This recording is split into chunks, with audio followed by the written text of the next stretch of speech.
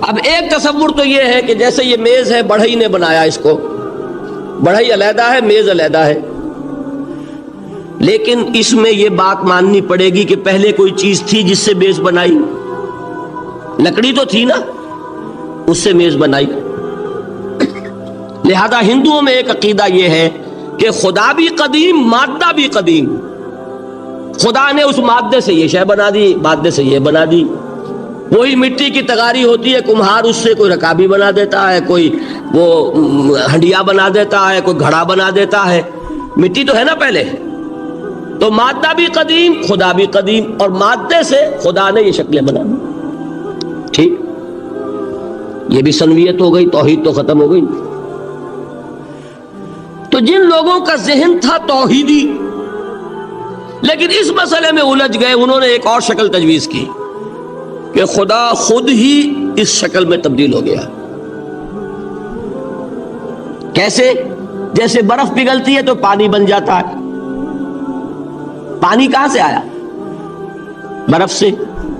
اب کوئی پوچھے برف کہاں ہے؟ بھائی یہی پانی ہے، یہی برف ہے یا نہیں؟ اسی پانی کو آگ کے اوپر آپ نے رکھ دیا، وہ بھاپ بن گئی۔ اب آپ کہیں برف کہاں ہے، پانی کہاں ہے؟ یہی بھاپ جو ہے یہی در حقیقت پانی ہے، یہی بھاپ جو ہے یہی برف ہے۔ یہ ہے وہ ہماؤس پینتھیزم جس کو انگریزی میں کہتے ہیں، کہ خود خدا نے روپ دھار لیا اس کائنات کا۔ یہ دو فلسفے ہیں۔ کیا ہے یہ؟ بدترین شرک ہے۔ پہلی اگر شکل ہے تو وہ انسان خدا قرار پا گیا، جس کو اوتار مانا وہ خدا ہو گیا کہ نہیں؟ اور دوسری شکل میں تو ہر چیز ہی خدا ہے، یہ بھی خدا، یہ بھی خدا، پتھر بھی خدا، درخت بھی خدا، ہر چیز خدا۔ اس لیے کہ وہ برف پگھلی ہے تو پانی بنا ہے، وہ پانی چاہے زیر زمین آ رہا ہے، وہ پانی چاہے زمین کے اوپر دریا کی شکل میں آ رہا ہے یا زمین میں سوتے چل رہے، پانی تو وہی برف ہے جو پہاڑوں پر ہمالیہ پر پڑا ہوا ہے، وہی پگھل رہا ہے، یہ کچھ بن رہا ہے۔ یہ ہے شرک فی الذات کی دوسری قسم جو دنیا میں رہی، پینتھیزم اور انکارنیشن، یا حلول اور ہماؤست۔ سمجھ میں آگے؟ اب میں ایک بات آپ سے عرض کروں گا، اللہ کا اس امت پر بہت بڑا فضل ہے جس کا آپ کو شکر ادا کرنا چاہیے۔ اس نوع کے شرک سے یہ امت 15ویں صدی شروع ہو جانے کے باوجود تاحال بحیثیت مجموعی محفوظ ہے۔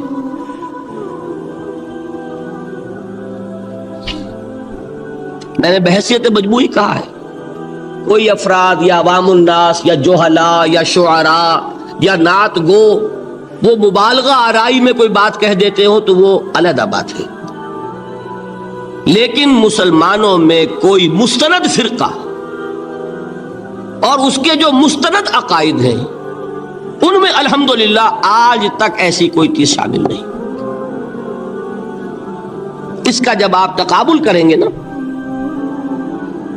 آپ کا کیا خیال ہے عیسائیوں کو حضرت مسیح سے کتنی محبت تھی؟ اس کا تقابل کیجئے جو محبت مسلمانوں کو رہی حضور کے ساتھ۔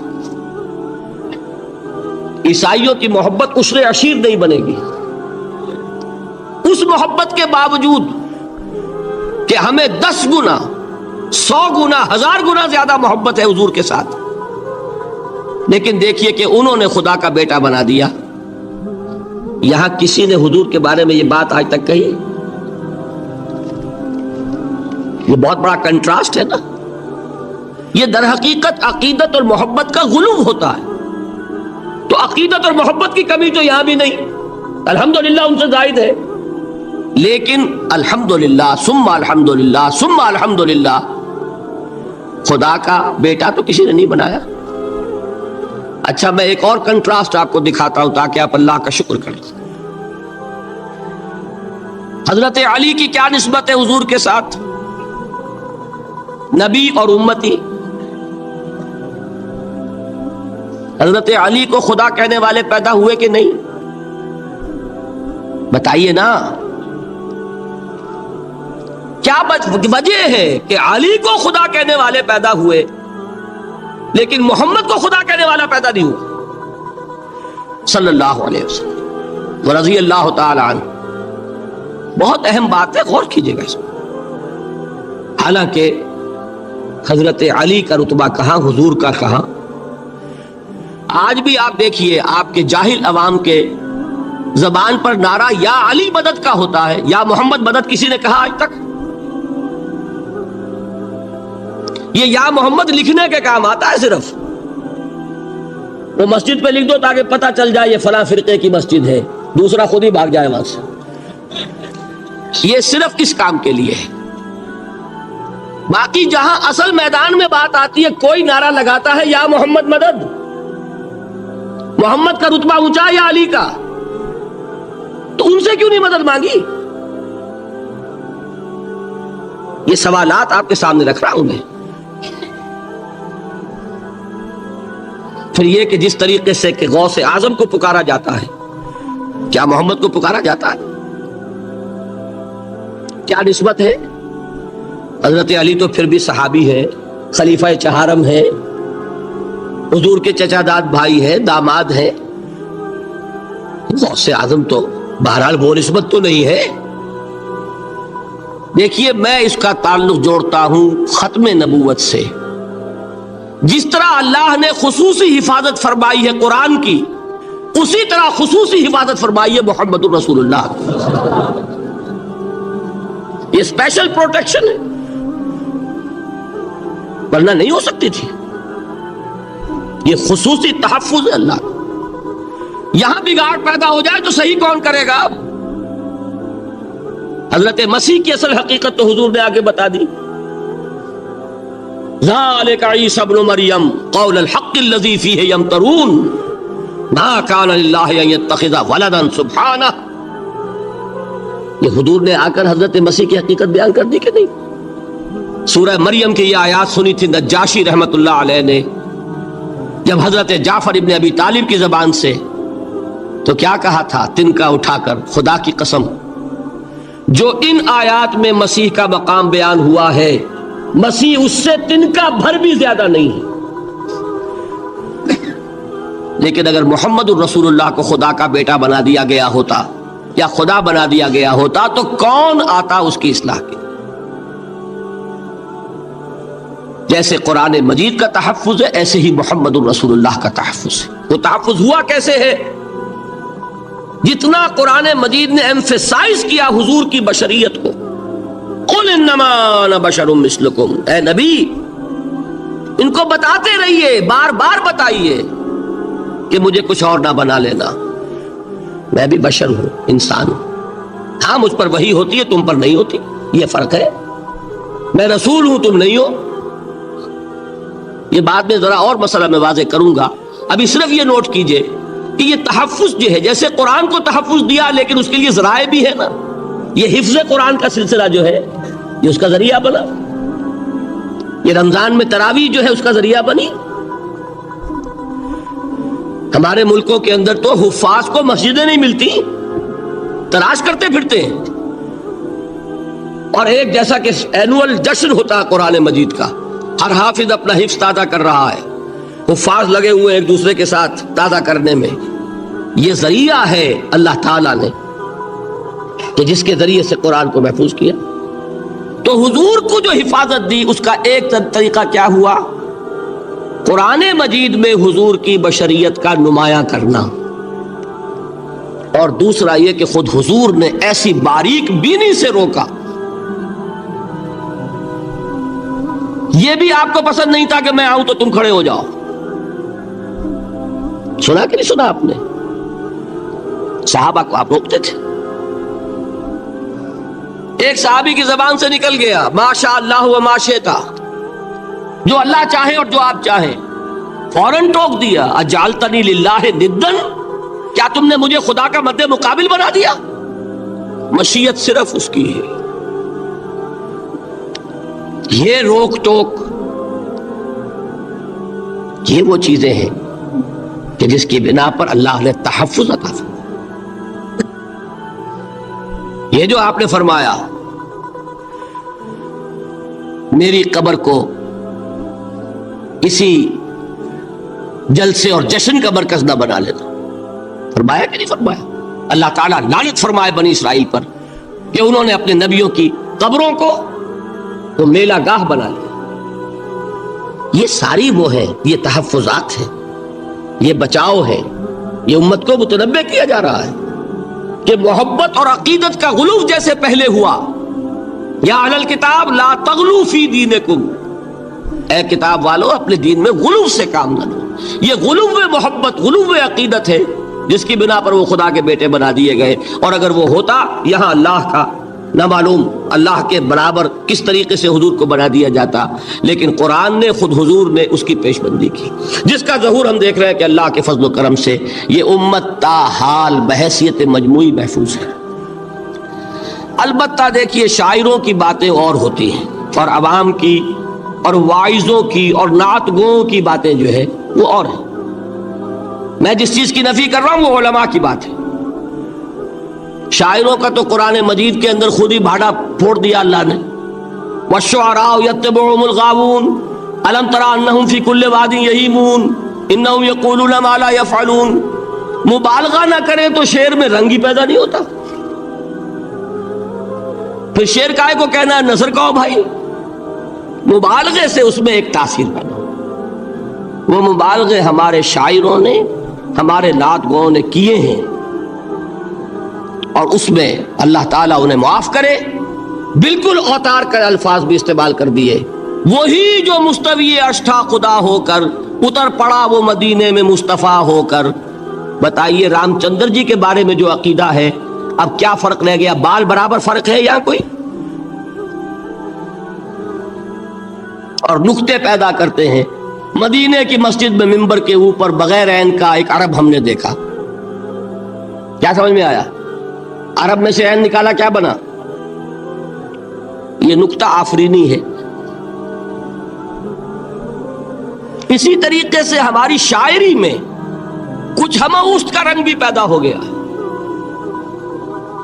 خود کوزاؤ، خود کوزا کرو، خود گلے کوزا، خود رند صبو کش، خود برسر آکوزا خریدار بے آمد بشکست و رواں شد. وہ خود ہی کوزا ہے، خود ہی مٹی ہے جس سے کوزا بنا ہے، خود ہی کوزے کا بنانے والا ہے. سمجھ رہے؟ الفاظ تو بڑے پیارے ہیں، بڑے مزیدار ہیں، آدمی ایک دفعہ وجد میں آ جاتا ہے. لیکن ہے کیا؟ وہی ہے نا کہ وہی جو برف تھا پگھل کر پانی بن گیا. خود کوزاؤ، خود کوزا کرو، خود گلے کوزا، خود رند صبو کش. خود ہی اس کوزے میں شراب ڈال کے پیتا بھی ہے، خود ہی مٹی ہے، خود ہی وہ بنانے والا ہے، خود ہی کوزا ہے، خود ہی اس میں شراب ڈال کے پیتا بھی، اور خود ہی اس کوزے کو توڑ کر اپنا راستہ بھی لیتا ہے. اب آپ اس پر سر دنیے اور جو چاہے کریں، لیکن یہ کہ اس کا ڈانڈے مل گئے کہ نہیں اسی ہماؤست سے. لیکن یہ کسی مفتی کی بات ہے کیا؟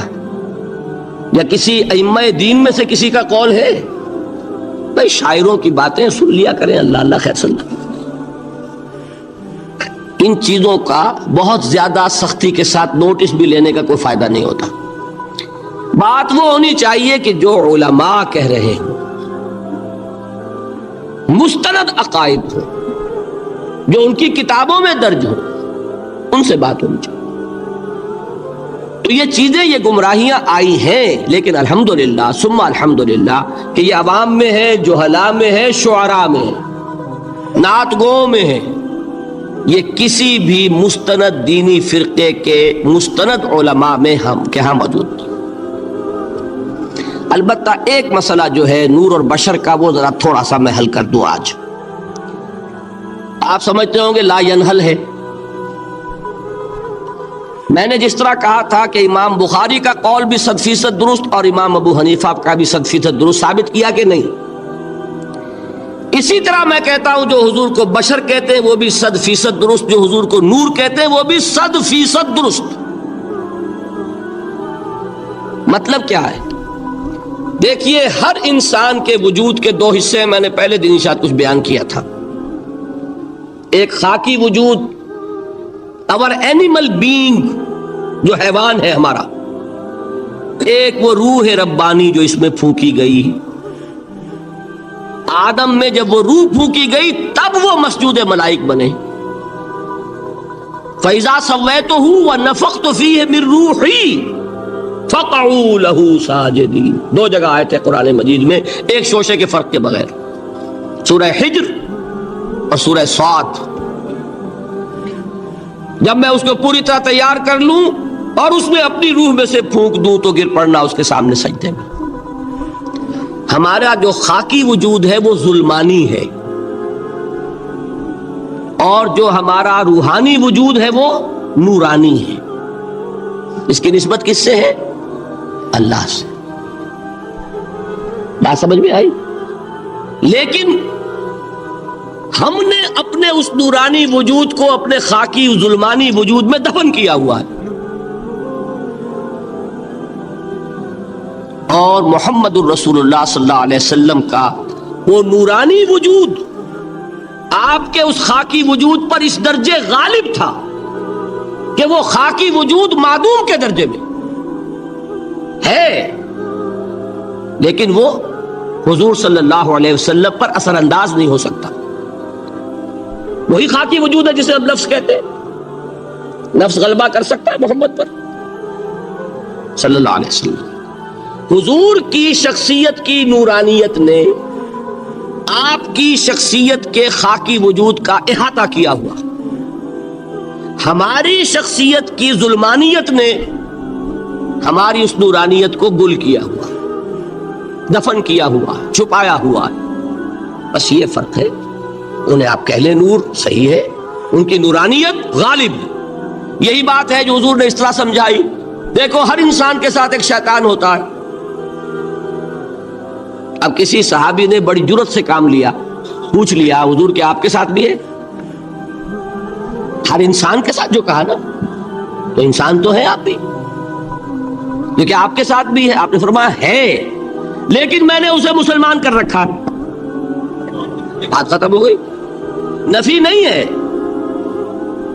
وہ میرے تابع ہے، میرا مطیع ہے، مجھے گدن نہیں پہنچا سکتا، ہے تو صحیح، لیکن نہ ہونے کے درجے میں آ گیا کہ نہیں؟ یہ ہے فرق سارا۔ اور میں یہاں پہ کوٹ کرنا چاہتا ہوں ایک بہت بڑے بریلوی مکتب فکر کے عالم دین، صاحب زادہ، نام میرے ذہن سے ایک دم اتر گیا، فیض الحسن، اللہ تعالیٰ ان کی خطاؤں سے درگزر فرمائے، ان کی مغفرت فرمائے۔ آپ نے سنا ہوگا نا نام۔ انہوں نے ایک روز تقریر کی جو میں نے سنی، اور تقریر کہاں کی؟ ساہیوال میں۔ وہاں کا ایک بہت مشہور چوک ہے، مہاجرین، مسجد مہاجرین کہلاتی ہے، وہاں تقریر تھی ان کی، میں نے سنی۔ ان کے الفاظ یہ تھے کہ کیا آپ لوگ ہمیں جاہل سمجھتے ہیں؟ کیا ہمیں عربی نہیں آتی؟ کیا ہم نے قرآن نہیں پڑھا جس میں بار بار یہ لکھا ہوا ہے کہ حضور بشر ہیں؟ حضور بشر ہیں، لیکن اصل میں ہم حضور کی بشریت کو نمایاں کرنے کو سوء ادب سمجھتے ہیں۔ بات سمجھیے آپ نے، اس قدر پیاری بات ہے۔ انہوں نے کہا کہ آپ کے باپ کا نام کیا ہے؟ عبد الرحمن۔ آپ عبد الرحمن کہہ کے پکارتے ہیں انہیں؟ ابا جان۔ ابھی آپ نے وہ آیات سنی، حضرت ابراہیم نے اپنے مشرک باپ کو یا ابت ہے، یا ابت ہے، بڑا پیارا ترجمہ کیا، ابا جان، ابا جان۔ کیا نام لیں گے؟ آپ کے باپ کا نام ہے، نام نہیں لیتے آپ، کیوں؟ ادب کی وجہ سے۔ اسی وجہ سے ہم در حقیقت حضور کی بشریت کو نمایاں کرنے کو سوء ادب سمجھتے ہیں، ورنہ کوئی ہم جاہل ہیں، ہمیں عربی نہیں آتی، ہم نے قرآن نہیں پڑھا، ہم جانتے ہیں کہ وہ بشر۔ بات سمجھ میں آئی؟ کتنی آسانی سے مسئلہ حل ہوتا، بشرطے کہ نیت حل کرنے کی ہو۔ آخر آمنہ کے بیٹے ہیں، عبداللہ کے بیٹے ہیں، عبد المطلب کے پوتے ہیں، بچپن آپ پر گزرا ہے، لڑکپن آپ پر گزرا ہے، نوجوانی آپ پر آئی ہے، جوانی آپ پر آئی ہے، شادی آپ نے کی ہے، اولاد آپ کی ہے۔ کون بے وقوف احمق ہوگا کہ جو آپ کی بشریت کا انکار کرے گا؟ لیکن یہ کہ جس طریقے سے اس کو بیان کیا جاتا ہے وہ ایک مسئلہ بن گیا اختلافی، وہ رد و قضا اور کھینچ تان، اور اس میں بھی سمجھ لیجئے مثلکم پر جو ایمفیسس بعض حضرات دے دیتے ہیں اپنے توحیدی جو ان کے اندر ایک مزاج ہے، اللہ تعالیٰ ان کے مزاج کو اور پختہ کرے، لیکن اس میں بھی مبالغہ کیا جاتا ہے۔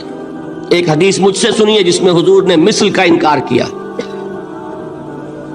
مثلکم کا مطلب اگر کسی نے یہ سمجھا کہ بالکل ہم جیسے ہیں تو بہت بڑی مغالطے میں۔ حضور صوم وصال سے منع فرماتے تھے، خود رکھتے تھے۔ صوم وصال کیا ہے؟ آج روزہ رکھا، شام کو افطار نہیں کیا، وہی روزہ رات بھر چل رہا ہے، اگلے دن بھی چل رہا ہے، شام تک کو جا کے پھر کھولا تو 2 دن کا صوم وصال ہو گیا۔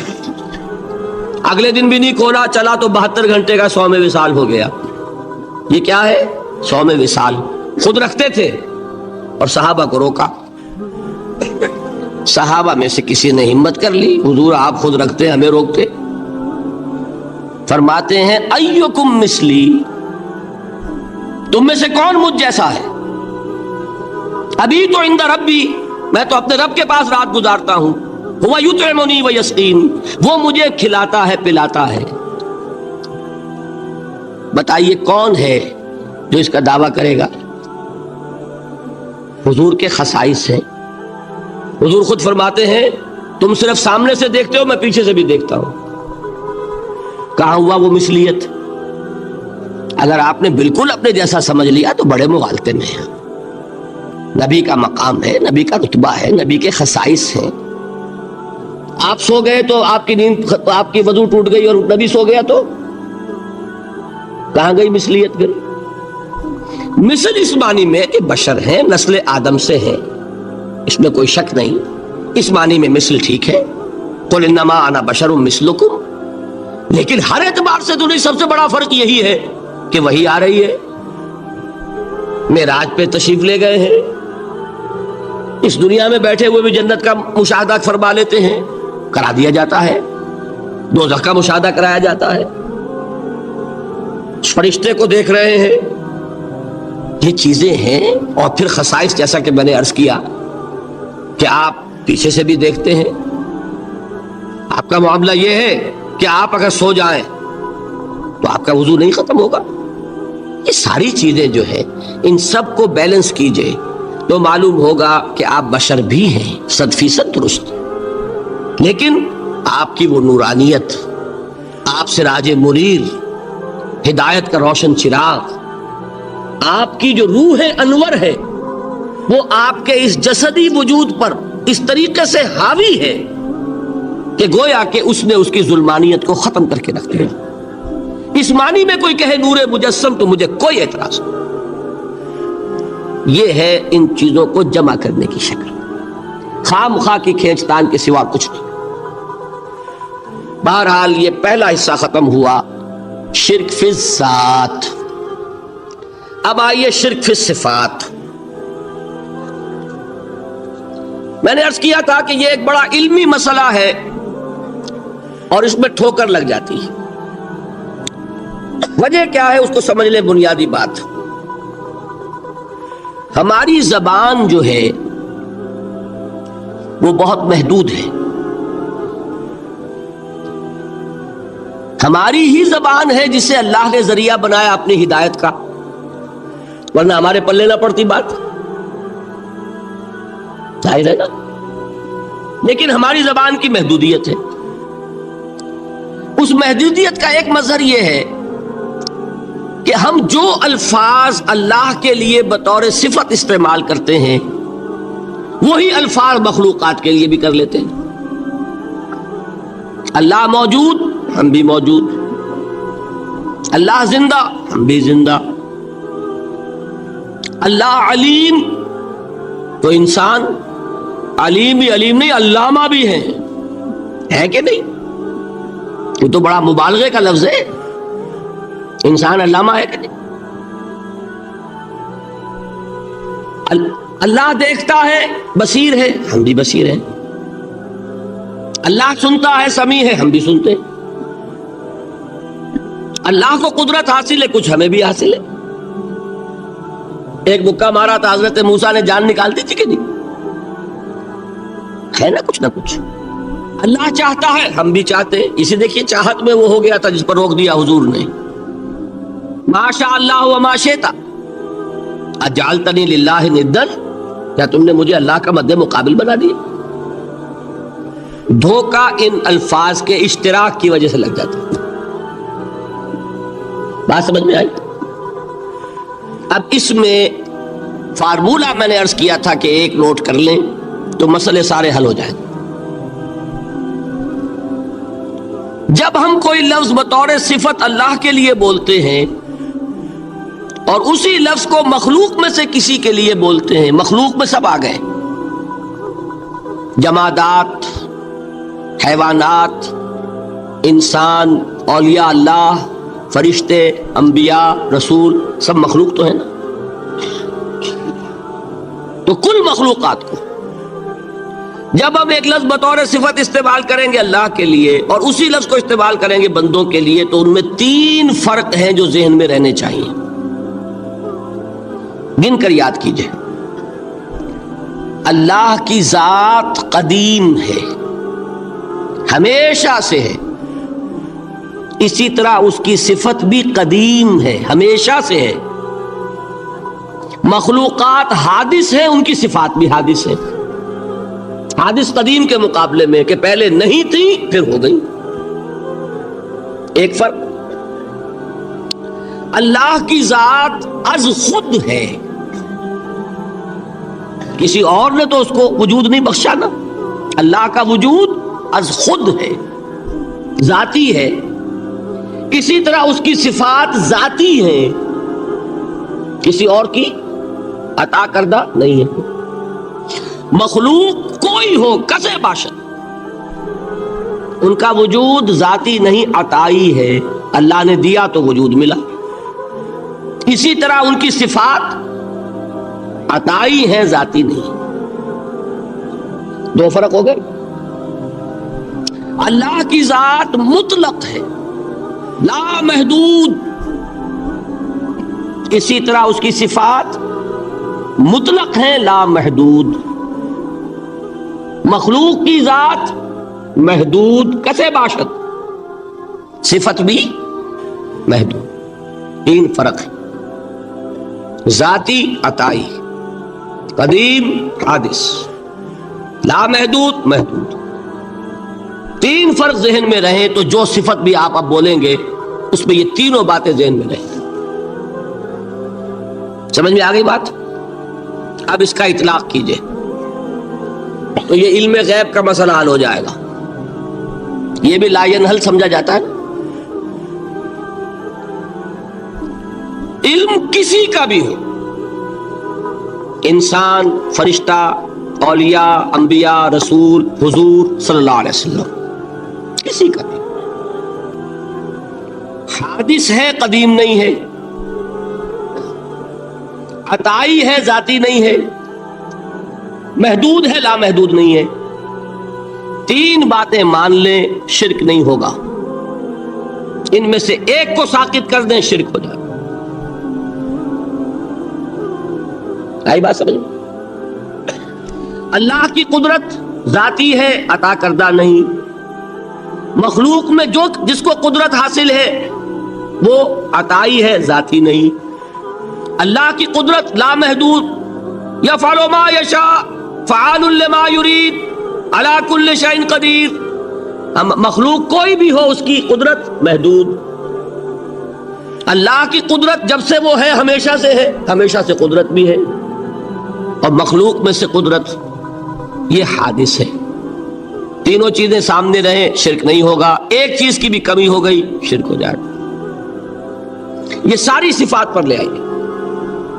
اللہ کی حیات ذاتی، ہماری عطائی، لائی حیات آئے، قضا لے چلی چلے، اپنے بس میں نہ آنا تھا نہ جانا ہے۔ زندگی اس کی عطا کردہ ہے، جب چاہے لے لے۔ اللہ کی حیات بھی ایسی ہے کیا؟ ذاتی، الحی۔ ہماری حیات محدود، ویسے بھی محدود، موت آئے گی شاید ختم ہو جائے۔ چلیے موت ختم نہیں کرتی، ہم سمجھتے ہیں کہ وہ ہماری ابدی ہے۔ محدود جسمانی میں تو ہے، کھانے کو نہ ملے تو کمزوری، ذرا کام کیا تو تکان، نیند بھی آ رہی ہے، اونگ بھی آ رہی ہے، اور اس کی حیات الحی القیوم لا تاخذہ سنۃ ولا نوم، حیات ذاتی ہے، لامحدود ہے اور قدیم ہے۔ یہاں حیات عطائی ہے اور حادث ہے اور محدود ہے، ساری صفات۔ اس کو ذہن میں رکھ لیجئے۔ تو اب دو مسئلے میں یہاں حل کر دوں۔ جو لوگ کہتے ہیں حضور کو علم غیب نہیں تھا اور جو کہتے ہیں تھا، بدقسمتی سے دونوں نے ڈیفینیشن علیحدہ کر لی۔ جو ڈیفینیشن نفی کرنے والوں نے کی ہے اس کی وجہ سے، اس کے اعتبار سے واقعتاً نہیں تھا۔ انہوں نے ڈیفینیشن یہ کی ہے، تعریف یہ کی ہے، وہ علم جو از خود حاصل ہو جائے، اللہ کا عطا کردہ علم جو ہے وہ کہتے ہیں وہ غیب نہیں ہے۔ تو وہ بھی مانتے ہیں کہ ہر علم جو حضور کو حاصل ہے وہ اللہ کا عطا کردہ۔ میں سائی والی میں یہ سارے مرحلے میں نے طے کیے نا اپنے زمانہ طالب علمی میں۔ مولانا منظور احمد شاہ صاحب ہیں سائی وال میں ایک، میں ان کے پاس حاضر ہوا۔ میں نے کہا جی یہ مسئلہ کیا ہے علم غیب کا، مجھے ذرا سمجھائیں۔ انہوں نے ایک کتاب اپنی نکالی کہ دیکھیے صاحب، ہم حضور کے علم کے بارے میں یہ باتیں مانتے ہیں۔ حضور کا علم حادث ہے، قدیم نہیں ہے۔ حضور کا علم محدود ہے، لامحدود نہیں ہے۔ حضور کا علم عطا کردہ ہے، ذاتی نہیں۔ میں نے کہا یہ تین باتیں اگر آپ مان لیں تو میرا تو جھگڑا کوئی نہیں آپ سے۔ ہوتا کیا ہے جب آئیں گے وعظ میں، خطابت میں، تو عالم ما کان وما یکون، اب الفاظ وہ استعمال کر جائیں گے۔ ایک واعظ ہے، عام مقرر ہے، واہ واہ ہوتی ہی نہیں، نعرے لگتے ہی نہیں، محفل میں گرمی آتی نہیں جب تک کہ ایسے مبالغے نہ کریں۔ لیکن وہ چیز لکھی ہوئی ان کے ہاں ہے کہ حضور کا علم حادث ہے، قدیم نہیں ہے۔ حضور کا علم محدود ہے، لامحدود نہیں ہے۔ حضور کا علم عطائی ہے، ذاتی نہیں ہے۔ ان تینوں چیزوں کے بعد کوئی بڑے سے بڑا وہابی اور بڑے سے بڑا اہل حدیث بھی انکار نہیں کرتا۔ باقی یہ بات جان لیجئے کہ غیب اور حضور یا شہادہ یہ در حقیقت عام انسانوں کے اعتبار سے الفاظ استعمال ہوئے۔ جب قرآن میں کہا جاتا عالم الغیب والشہادہ، اللہ غیب اور جو ظاہر ہے یا موجود ہے سب کا جاننے والا ہے، تو مجھے بتائیے اللہ کے لیے کوئی غیب ہے؟ اللہ کے لیے کوئی شے غیب ہے؟ تو کیوں کہا جا رہا ہے عالم الغیب والشہادہ؟ وہ ہمارے اعتبار سے کہا جا رہا ہے، جو تمہارے لیے غیب ہے اللہ اس کو بھی جانتا ہے، اور جو تمہارے سامنے اللہ اسے بھی جانتا ہے۔ اللہ کے لیے تو کل شہادہ ہے، کسی شے کا لا یعزب عنہ مثقال ذرۃ فی السماوات والارض، آسمانوں اور زمین کا ایک ذرہ بھی اس سے غائب نہیں ہوتا۔ غیب کا وجود کیا اللہ کے؟ تو یہ الفاظ مستعمل ہے ریلیٹو ہمارے اعتبار سے، اور ہمارے اعتبار سے جو شے غیب ہے اس میں سے ایک حصہ اللہ دیتا ہے نبی کو، تبھی تو نبی بنا۔ فرشتے کو دیکھا، فرشتہ ہمارے لیے غیب ہے۔ جنت دکھائی کہ نہیں دکھائی، ہمارے لیے غیب ہے کہ نہیں ہے۔ دوزخ کا مشاہدہ کرایا کہ نہیں کرایا، ہمارے لیے وہ غیب ہے کہ نہیں ہے۔ جو چیزیں ہمارے لیے غیب ہیں انہی کے پردے اللہ کچھ اٹھاتا ہے، کل غیب نہیں۔ کل غیب کا علم ہو جائے گا تو وہ شرک ہو جائے گا۔ کل کا لفظ جہاں آیا شرک ہوا۔ جب آپ کہہ رہے ہیں محدود ہے، لا محدود نہیں ہے، تو کل کا لفظ استعمال نہیں کر سکتے۔ لیکن غیب میں سے کچھ علم دیا گیا تبھی تو نبی بنا، ورنہ میرے اور نبی میں فرق کیا ہوا پھر؟ البتہ یہ کہ وہ غیب کا علم ہو یا حاضر کا علم ہو، سائنٹیفک نالج ہو یا وحی کا علم ہو، کوئی بھی علم ہو، آیت الکرسی کے الفاظ نوٹ کیجئے، یعلم ما فی السماوات و ما فی الارض، وہ جانتا ہے، ولا یحیطون بشیء من علمہ الا بما شاء، مخلوق میں سے کوئی بھی اس کے علم میں سے احاطہ نہیں کر سکتا مگر جتنا وہ چاہے۔ اب یہ بات علیحدہ ہے کہ ہم کون ہیں طے کرنے والے کہ ناپیں بیٹھ کر کہ اللہ نے ابراہیم کو کتنا علم دیا؟ ہم ناپ سکتے ہیں؟ عیسیٰ کو کتنا دیا ہم جان سکتے ہیں؟ تو ابراہیم کا، موسیٰ کا، عیسیٰ کا نہیں ناپ سکتے تو محمد رسول اللہ کا کہاں ناپیں گے؟ یہ پاگل پن ہے، یہ ہے جو غلطی ہوتی ہے۔ ہم کون ہیں طے کرنے والے؟ اللہ نے اپنے نبی کو دیا جو دیا، بات ختم۔ کل نہیں کہیں گے، کل کہا شرک ہو جائے گا، ذاتی کہا شرک ہو جائے گا۔ عطائی ہے، جو دیا اللہ نے دیا، اور کل نہیں دیا، جتنا چاہا دیا۔ ہے حادث، قدیم نہیں، تینوں چیزوں مان لیجئے تو شرک کا کوئی شائبہ نہیں۔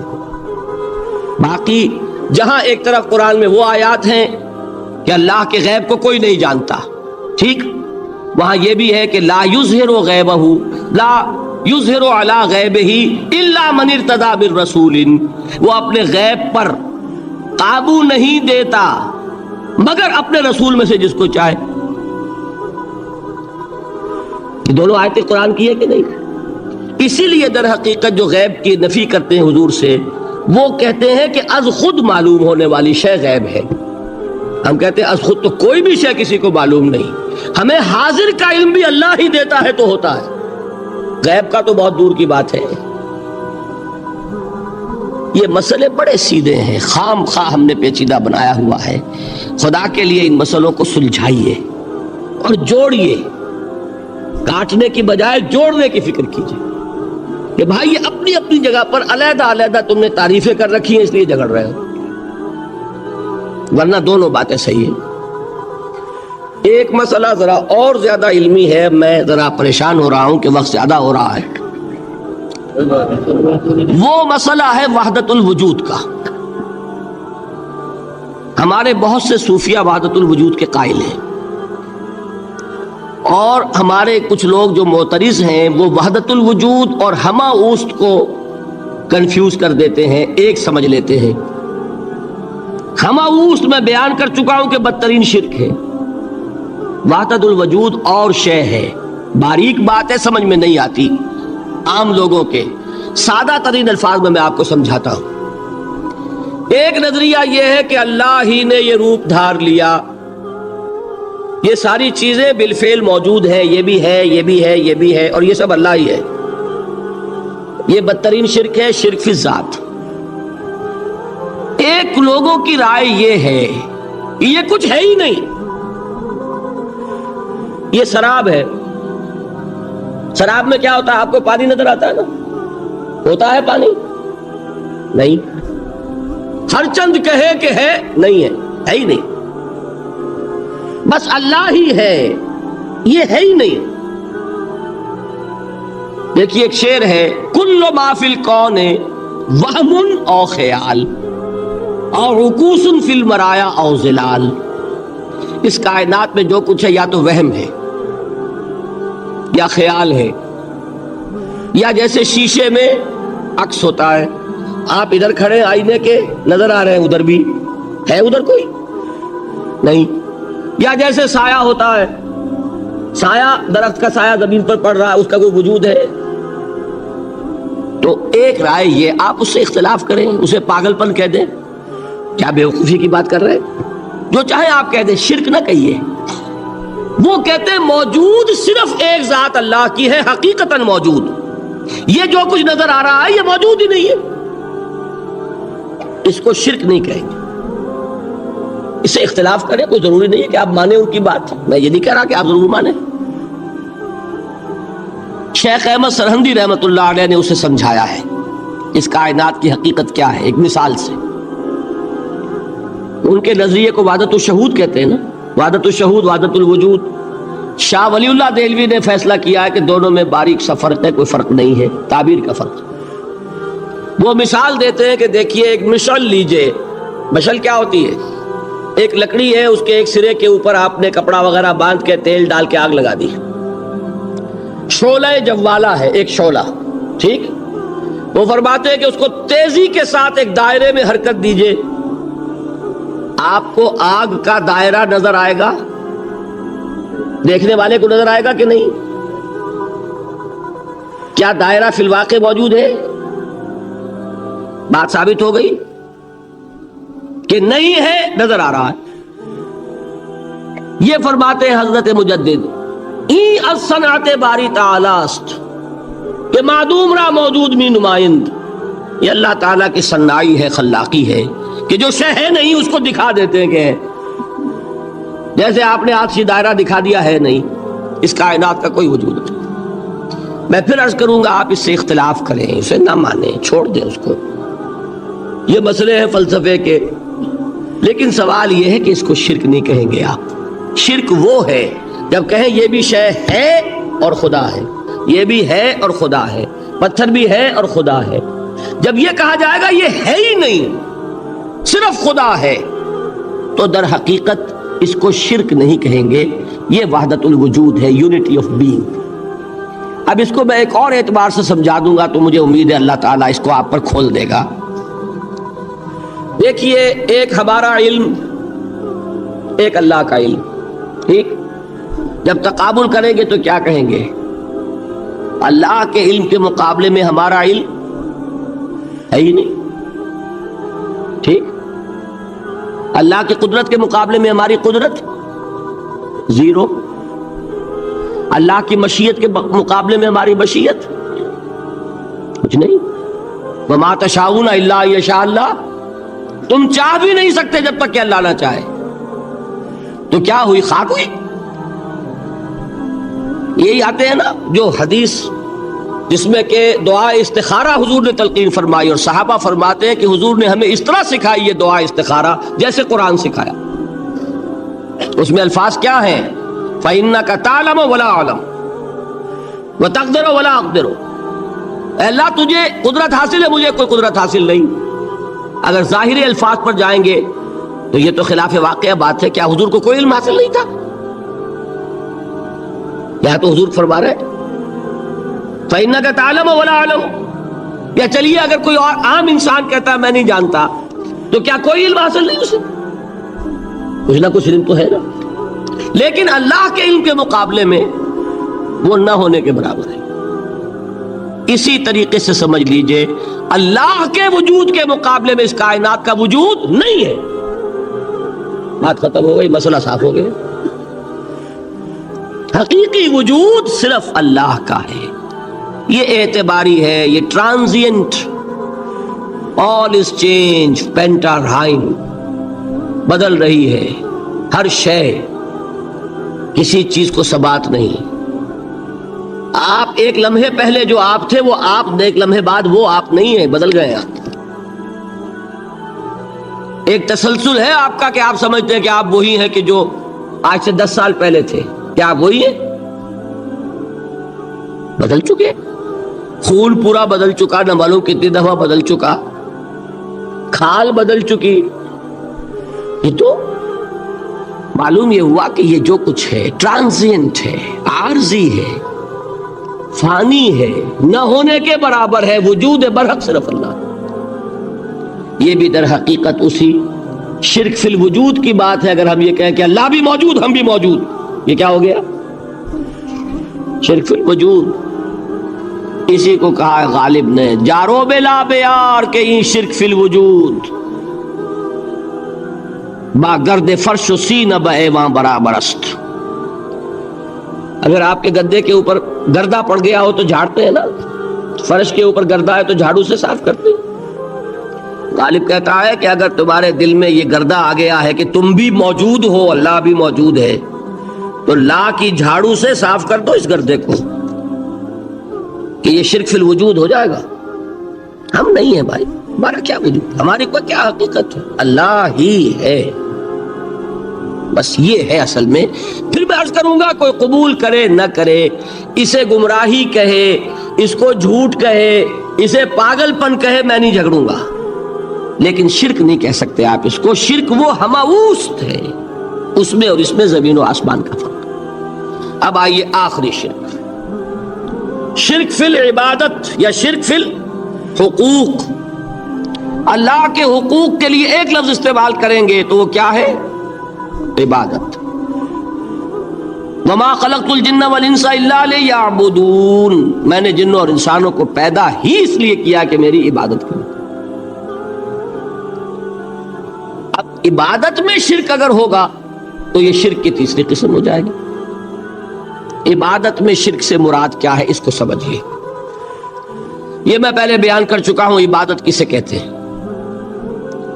عبادت کے دو جز سمجھ لیجئے، جیسے ایک میرا یہ جسم ہے، ایک اس میں روح ہے۔ روح نظر نہیں آتی، نظر جسم آتا ہے، لیکن اس جسم کا سارا وجود اس روح سے ہے۔ چلیے روح کو چھوڑے، جان کیا کس بلا کا نام ہے، کسی کو نظر آئی آج تک؟ لیکن یہ جان ہی ہے جو اس جسم کو قائم رکھے ہوئے ہے۔ اسی طرح عبادت کا ایک جسم ہے، ایک جان ہے۔ جسم کیا ہے؟ اطاعت، اللہ کی بندگی، ہما تن بندگی، ہما وجوہ بندگی، ہما وقت بندگی، یہ تو بیان کر چکا نا۔